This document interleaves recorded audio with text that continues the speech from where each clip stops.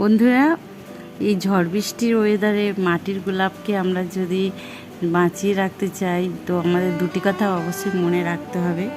কারণ এই বেশি বৃষ্টির জল খাওয়ানো যাবে না। আমি এই যে শেডের তলায় রেখে দিয়েছি, যার জন্য বেশি বৃষ্টি জল খেলে গোড়া পচে যাবে বা ডাইব্যাক লাগবে।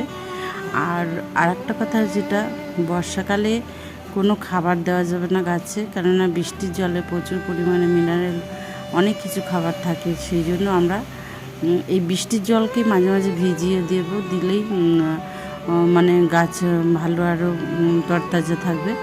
তো যাই হোক, এই দুটি অবশ্যই আমাদের মানতে হবে। আমি গাছ দুটি শেডের তলায় রেখে দিয়েছি।